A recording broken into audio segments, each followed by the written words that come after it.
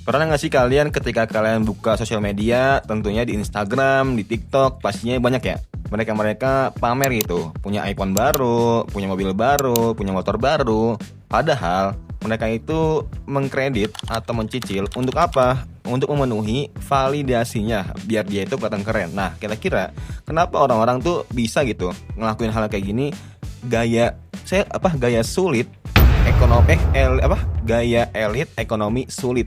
Dan kenapa hal ini tuh terjadi banget dan dinormalisasikan di Indonesia? Hello guys, welcome in Bang Ari Jonong. Jadi kali ini aku mau sharing kalian. Jadi teman-teman mungkin banyak lah yang punya teman kayak gini, bahkan lu sendiri ya tanpa lu sadarin ya. Tapi gue yakin semoga aja lu nggak termasuk ini ya.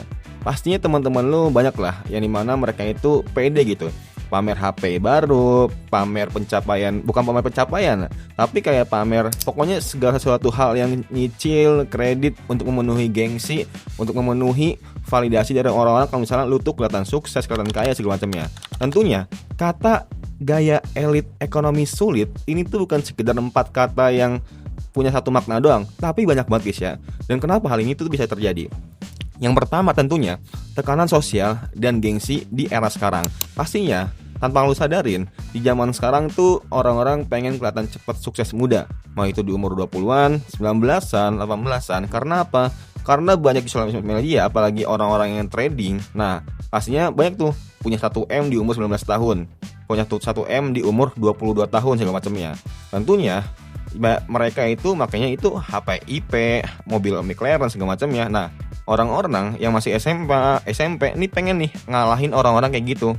Caranya ya udah mereka ngehalalin segala cara, intinya mereka dapetin, mau setelah itu nyicil segala macam nggak mikirin ya tuh. Nah ini mindset SDM rendah. Semoga lu nggak termasuk kayak gitu. Yang kedua tentunya yang gue udah bilang tadi, pengaruh media sosial.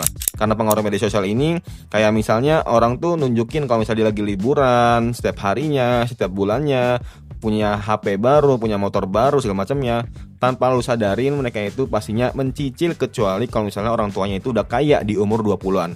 Semua generasi Z kalau misalnya dia udah kaya di umur 20-an, under 25 lah.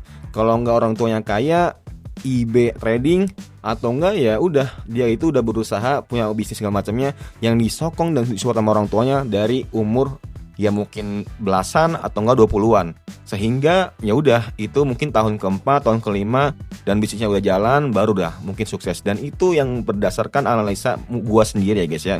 Yang ketiga tentunya kurangnya literasi keuangan. Nah, inilah PR dari pemerintahan lah pokoknya lah. Jadi, banyak masyarakat di zaman sekarang tuh udah terlalu tergiur dengan kekayaan instan. Tapi mereka lupa kalau misalnya ada yang namanya cicilan yang harus dibayar. Nah ini kurangnya literasi keuangan tentang hal kayak gini untuk menyadarkan orang-orang yang punya SDM rendah seperti ini. Karena apa? Kalau misalnya orangnya itu paham tentang keuangan segala macam ya nggak mungkin, gue yakin nggak mungkin ya. Bukan nggak mungkin, sedikit kemungkinan dia itu untuk mencicil untuk memenuhi gaya hidupnya. Kecuali mereka itu mencicil untuk produktivitas atau enggak untuk ya bisnis segala macamnya, itu baru boleh. Yang keempat tentunya pengen dilihat keren atau validasi oke sama masyarakat dan juga sama pengikut follower di Instagram atau TikTok.